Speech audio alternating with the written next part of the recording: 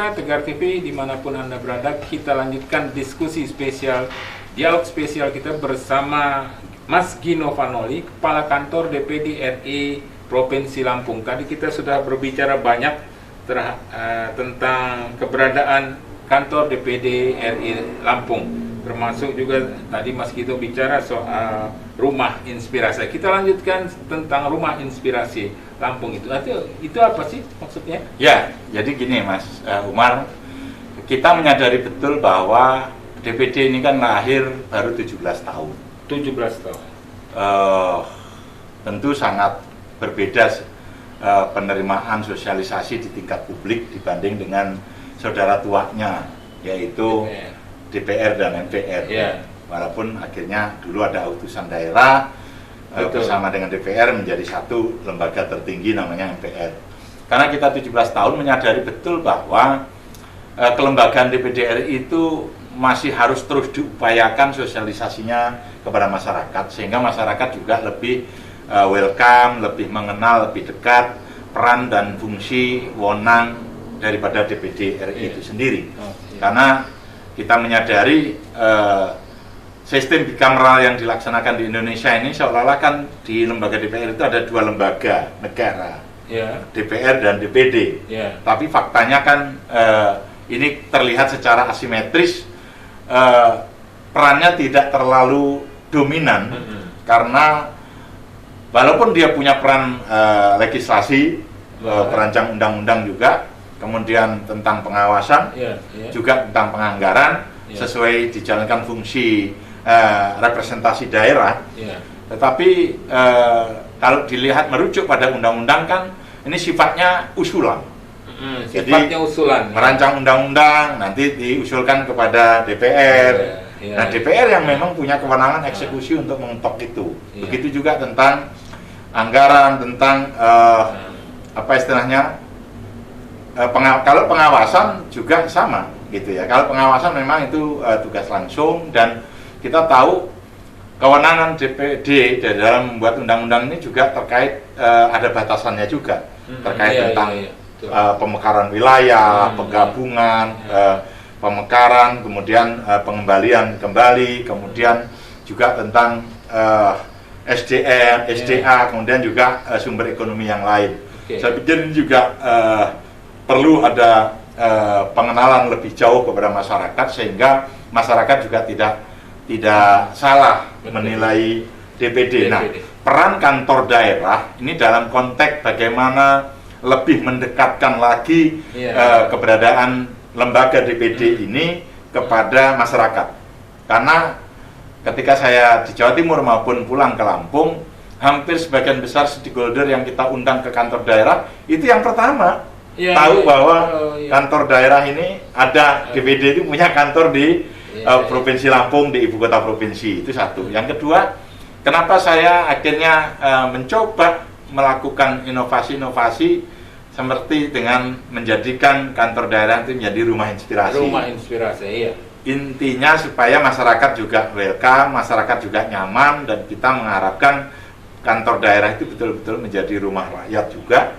Kemudian para senator juga nyaman berkantor di kantor daerah, karena tidak banyak di daerah-daerah yang lain itu kadang-kadang karena memang masih sewa, tempatnya mungkin belum terlalu representatif, kehadiran anggota DPD ke kantor daerah itu juga relatif minim. Alhamdulillah untuk Lampung, senator-senator itu sangat sering, bahkan frekuensinya cukup tinggi untuk ke kantor daerah, dan bahkan mengadakan kegiatan ketemu dengan konstituen itu di kantor daerah. Tentu ini sangat menggembirakan, dan masyarakat bisa lebih frekuensinya lebih tinggi lagi. Silahkan aja untuk menyampaikan aspirasi. Itu isu-isu yang dibawa atau dijadikan inspirasi, didiskusikan dengan senator dari masyarakat datang ke kantor sekretariat. Itu isu-isunya tentang apa aja? Itu, Mas? Iya, semua isu. Semua isu. Karena sejatinya kan anggota DPD ini kan wakil daerah. Jadi ya, walaupun memang perlu saya jelaskan sedikit supaya tugas dan wewenang anggota DPD ini efektif dan efisien, Mas Umar, dia didukung juga oleh alat kelengkapan sebagaimana di DPR. Ada yang namanya jajaran pimpinan. Jadi DPD itu ada 1 ketua dengan 3 orang wakil ketua. Kemudian di bawahnya itu ada komisi namanya. Kalau di DPR kan ada fraksi, atau apa komisi. Kalau di kita namanya komite, maaf. Jadi kalau di DPR itu ada komisi 1 sampai dengan komisi 10 atau berapa gitu ya. Di kita ini hanya komite 1 sampai dengan 4. Artinya sinergitas hubungan antar kelembagaan menteri dan kelembagaan yang ada di Indonesia itu cuma dibagi dengan 4 komisi ini, 4 komite ini.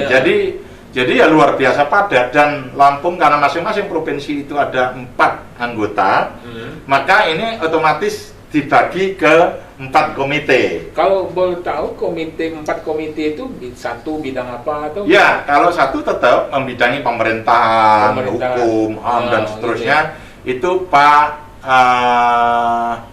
Ahmad Bastian. Jadi artinya kalau masyarakat ingin bicara pemerintah, hukum, bicara dengan komite 1. Komite 1, kemudian komite 2 itu kebetulan Pak Bustami Jainuddin, beliau juga wakil ketua komite 2. Itu membidangi kurang lebih 15 kementerian dan lembaga, mulai dari sumber daya manusia, kehutanan, pertanian, dalam arti luas lah ya, pokoknya pertambangan, kemudian BUMN, itu ada di bawah jajarannya Pak Bustami. Nanti kalau ada suara rakyat yang bisa dibawa ke pusat, pengaduan atau masalah, bisa lewat kantor, walaupun beliau misalnya tidak ada di tempat, bisa nitip ke kami, ke sekretariat, karena fungsi kami memang memfasilitasi masyarakat untuk menyampaikan pesan ini kepada para senator. Nanti kan akan dilihat sama para senator apakah ini perlu dibawa ke pusat atau cukup dikoordinasikan untuk diselesaikan di tingkat daerah. Kemudian komisi 3 itu ada Bu Jihan Dorlela, itu membidangi kesehatan, pendidikan, Kementerian Sosial dan lain-lain. Kemudian Pak Hakim itu di komisi 4, di komite 4. Tentang bank, BI dan seterusnya tentang ekonomi kerakyatan dan lain-lain. Nah, saya pikir tidak ada yang terlewatkan. Semua persoalan yang ada di masyarakat sudah menjadi tugas melekat anggota DPD untuk menyuarakannya, untuk membawa aspirasi ini bagaimana supaya bisa diselesaikan. Hanya saja persoalannya masyarakat juga mesti tahu anggota DPD itu sifatnya mengusulkan. Dia tidak bisa fungsi eksekutor sebagaimana DPR. Nah, ini yang perlu tapi di dalam RDP rapat dengar pendapat dengan menteri sama kedudukan menteri kalau dipanggil oleh anggota DPD juga harus datang. Jadi silakan masyarakat yang apapun persoalannya, sepanjang memang ini menjadi concern dari persoalan daerah, untuk bisa disampaikan ke lembaga Dewan Perwakilan Daerah. Selain komisi tadi ada juga alat kelengkapan yang lain, ada panitia perancang undang-undang, ada panitia rumah tangga DPD, ada juga badan akuntabilitas publik. Yang supaya ini juga memfasilitasi bagaimana supaya anggota DPD ini bisa menjalankan tugas dan wewenangnya dengan sangat baik. Itu yang SDM yang 22 itu ini ada di daerah.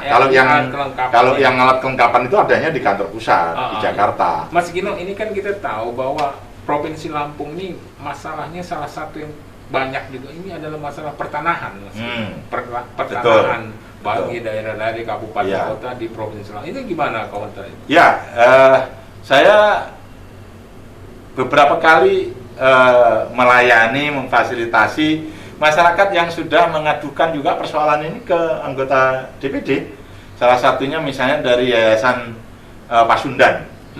Itu juga kemarin menyampaikan aspirasinya terkait tentang nasib status tanah yang sudah berpuluh-puluh tahun sejak dulu di wilayah Sumberjaya dan sekitar itu. Ternyata terakhir kan dihutankan kembali atau seperti apa, padahal mereka kedatangannya juga resmi dulu atas kalau tidak salah atas apa istilahnya ya, perintah atau programnya Presiden pertama Republik Indonesia. Tetapi setelah berpuluh-puluh tahun ternyata status tanahnya menjadi tidak jelas. Ini sudah nyampe. Jadi memang salah satu yang krusial, persoalan yang banyak muncul di Lampung adalah persoalan pertanahan. Nah ini saya pikir sedang juga banyak yang diadvokasi, diupayakan penyelesaiannya oleh anggota DPD.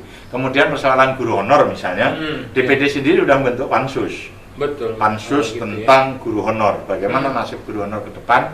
Jadi sebenarnya itu masalah nasional juga itu. Oh iya, persoalan nasional, dan tentu Lampung juga bagian daripada persoalan itu.